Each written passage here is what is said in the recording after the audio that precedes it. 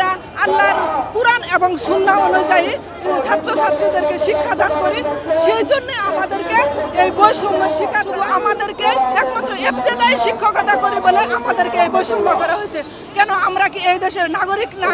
আমরা কি এই দেশের কোনো মানুষ না? আমাদেরকে ন্যূনতম মর্যাদাটুকু দেওয়া, আসলে কি আমরা কি সার্বভৌমত্বের রাষ্ট্রে বসবাস করি? এই জন্যই কি জুলাইয়ের গণ অভ্যুত্থানকে আমাদেরকে দিয়ে গেছে। আমরা এখন এক কথা এক দাবি, সমস্ত ইবতেদায়ী মাদ্রাসা জাতীয়করণ করতে হবে। এটাই আমাদের প্রথম দাবি ছিল এবং শেষ দাবিও ছিল।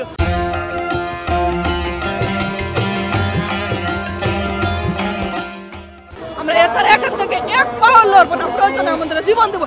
যেমন আবু সাইদ ভাই শহীদ হয়েছে, আমাদের সাথে এই যে প্রশাসন যে নাটকীয়তার বিষয়, আমরা একই পরিপত্রে জারি করা প্রাইমারি জাতীয়করণ করা হয়েছে 26,000 একসাথে, কিন্তু আমাদের সংখ্যাগরিষ্ঠ কয়েকটি স্কুল মাদ্রাসা, ইবতেদায়ী মাদ্রাসা ছিল একই পরিপত্রে জারি করা।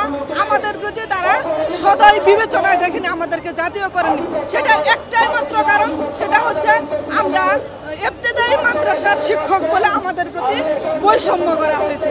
আমরা আল্লাহর কুরআন এবং সুন্নাহ অনুযায়ী ছাত্রছাত্রীদেরকে শিক্ষাদান করি। সেই জন্য আমাদেরকে এই বৈষম্যের শিকার তারা করে রেখেছে। কিন্তু আমরা এই শিকার শুধু আজকে নয়, 40 বছর ধরে আমরা এই বৈষম্যের শিকার সরকারের পক্ষ থেকে।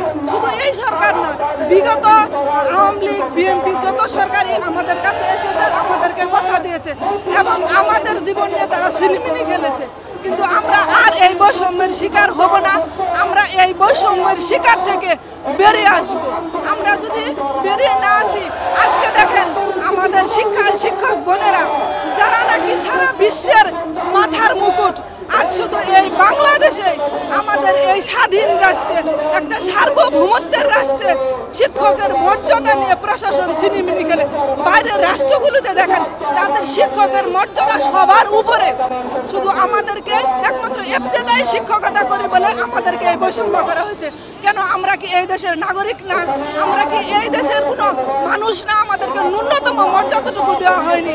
দেখেন আমাদের, আমি কালকে রাত্রে এক শিক্ষকের পাশে শুয়েছিলাম, তিনি রাবার বুলেট ছুটে তাকে এমনভাবে রক্তাক্ত করেছে, সারা রাত সে কাতরাচ্ছে বিছানায় শুয়ে আর অনেক কান্নাকাটি করছে। তার প্রশ্ন ছিল যে নারী পুলিশও তো ছিল অনেক, নারী পুলিশ দিয়ে তাকে কোনো প্রতিহত করে নাই, পুরুষ পুলিশ দ্বারা তাকে নির্যাতন করা হয়েছে।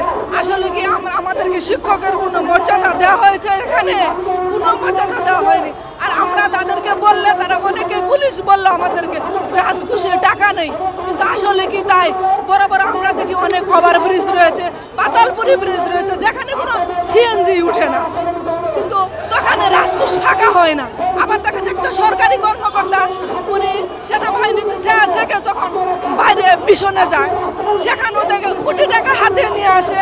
আবার বাংলাদেশ থেকেও সে বেতনভুক্ত বেতন পায়, দুই দিক থেকে সে টাকা পায়, সেখানে কোনো রাজকোষ ফাঁকা হয় না।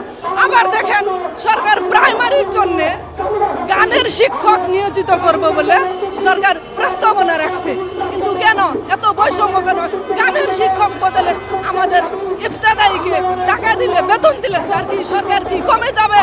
যাবে না, বরং ইবতেদায়ীকে যদি জাতীয়করণ করা হয়, তার সাগরের এক ফোঁটা পানি বিন্দু মাত্র ওখানে কমে যাবে। সরকারের হাতে এত রাজকোষে টাকা অভাব পড়েনি, সরকারের কোনো অভাব নেই। তাই আমরা চাই যে আমরা বৈষম্যের শিকার অনেক হয়েছি। বিগত অনেক আন্দোলন আমাদের সাথে সরকার নাটকীয়তা করেছে, সম্পূর্ণটাই তাদের নাটক। তাই যদি না হতো, বিগত 9 মাস আগে আমাদেরকে বলেছিল যে পর্যায়ক্রমে সরকারেরই এক প্রতিনিধি যে পর্যায়ক্রমে সকল ইবতেদায়ী জাতীয়করণ করা হবে, কিন্তু তার ফলপ্রসূ আবার দেখা গেল সে একবার আন্দোলন করেছি যে সেই দাবি আদায়ের জন্য, আবার আন্দোলন করতেছি সেই দাবি আন্দোলন বাস্তবায়ন করার জন্য। আসলে কি আমরা কি সার্বভৌমত্বের রাষ্ট্রে বসবাস করি? এই জন্যই কি জুলাইয়ের গণ অভ্যুত্থানকে আমাদেরকে দিয়ে গেছে।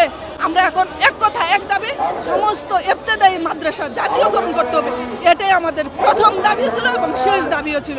আমরা এছাড়া এখান থেকে এক পাও লড়বো না, প্রয়োজনে আমাদের জীবন দেবো। যেমন আবু সাইদ ভাই শহীদ হয়েছে, পরবর্তী প্রজন্ম যারা এসেছে তারা কোটা সংস্কার সংস্কৃতি হাতে পেয়েছে। এটাই আমাদের মূল কাম্য যে আমরা জাতীয়করণ চাই, এক দফা এক দাবি, এছাড়া আর কোনো দাবি আমাদের নেই। আমরা এতে আমাদেরকে মরে যাব।